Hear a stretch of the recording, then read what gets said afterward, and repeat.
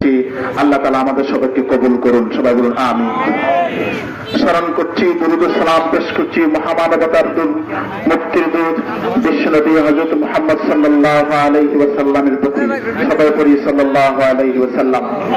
শ্রদ্ধার সাথে স্মরণ করছি হযরত সাহাবায়ে কেরাম রাদিয়াল্লাহু তাআলা আনহুম আজমাইনদের প্রতি, যাদের অক্লান্ত মেহনত, পরিশ্রম, শাহাদাতের বিনিময়ে সারা পৃথিবীতে ইসলামের জয় জয়কার আছে, যাদের রক্তস্রোত পথের উপর আমরা আজকে আল্লাহ এবং আল্লাহ রাসূলের আনুগত্য করার সুযোগ পেয়েছি, তাদের মাগফিরাত এবং দারাজাত বুলন্দের কামনা করছি, সবাই বলুন আমিন। সেই সাথে স্মরণ করছি যুগে যুগে যারা ইসলাম এবং মুসলিম জাতিকে পৃথিবীতে প্রতিষ্ঠিত করার জন্য, বিশেষত আল্লাহ প্রদত্ত খেলাফতের দায়িত্ব পৃথিবীতে প্রতিষ্ঠিত করার জন্য যারা যখন যেভাবে শ্রম, ঘাম, মেধা, শাহাদত, সকল শাহাদত, শ্রম, ঘামকে আল্লাহ কবুল করুন, সবাই বলুন আমিন। সম্মানিত উপস্থিতি, আমরা আজকে যে মুহূর্তে এই কাসর মোড়ে দাঁড়িয়ে ইসলামের পক্ষে কথা বলার সুযোগ পেয়েছি, এই সুযোগটা গত 17 বছর যাবৎ আমাদের কাছ থেকে ছিনিয়ে নেওয়া হয়েছিল, ঠিক কিনা? গত 17 বছর বাংলাদেশের উলামায়ে কেরাম কথা বলতে পারেনি, এদেশের জনগণ ভোট দিতে পারেনি, আর এই উলামারা সত্যের পক্ষে কথা বলতে পারেনি, তাদেরকে ফাঁসির কাস্তে ঝুলাতে হয়েছে। বিশেষ করে বাংলাদেশ জামায়াত ইসলামীর কেন্দ্রীয় নেতৃবৃন্দের মধ্যে সবচেয়ে জনপ্রিয় নেতৃবৃন্দকে অন্যায়ভাবে, সম্পূর্ণ অন্যায়ভাবে মিথ্যা মামলা দিয়ে তাদেরকে শহীদ করা হয়েছে ফাঁসির নামে। তাদেরকে শাহাদাতের জন্য আল্লাহর কাছে আমরা কবুলিয়ত কামনা করছি, সবাই বলুন আমিন।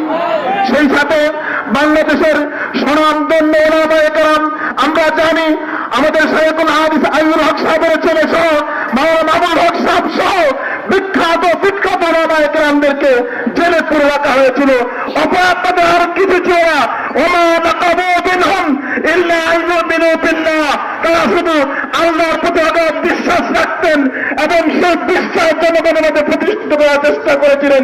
এই অপরাধেই এই সমস্ত উলামায়ে কেরামকে, তারা ইসলামী নেতৃবৃন্দকে বিভিন্ন অজুহাতে, তীক্ষ্ণ অজুহাতে তাদেরকে জেলখানা রেখেছিলেন। কাউকে 10 বছর, কাউকে 20 বছর, কাউকে 15 বছর, কাউকে 5 বছর, এমনকি তারা জেতাগারে এক পর্যন্ত গোষ্ঠীর মধ্যে যে সমস্ত আইনাগরের নামে আমাদের দেশপ্রেমিক নেতৃবৃন্দকে তারা পুড়িয়ে রেখেছিল, অন্তরীণ রেখেছিল। আল্লাহ তাআলা এই অবস্থা থেকে আমাদেরকে মুক্তি দিয়েছেন, তাদের রক্তের বিনিময়ে, তাদের ত্যাগের বিনিময়ে। 24-এর গোলকবাত্তারে সেই সমস্ত শহীদদেরকে আমরা শ্রদ্ধার সাথে স্মরণ করছি, আল্লাহ তাদেরকে মাগফিরাত কামনা করুন করছি আমরা। সেই সাথে যারা অসুস্থ আছেন তাদের সেবা কামনা করছি আমরা। আরো বলতে চাই, গত 15-16 বছর যাবৎ এদেশের শিশুরা, এদেশের যুবকরা বুঝতো না যে এদেশে আরো রাজনৈতিক দল আছে, মত আছে, আদর্শ আছে। কেবল একটা মত এবং পথকে আমাদের উপর চাপিয়ে দেওয়ার চেষ্টা করেছিল তারা। আল্লাহর কি মেহেরবানি, অত্যন্ত ন্যাক্কারজনক ভাবে, অত্যন্ত নাজুক অবস্থায় এদেশ থেকে তাদেরকে বিতাড়িত হতে হলো।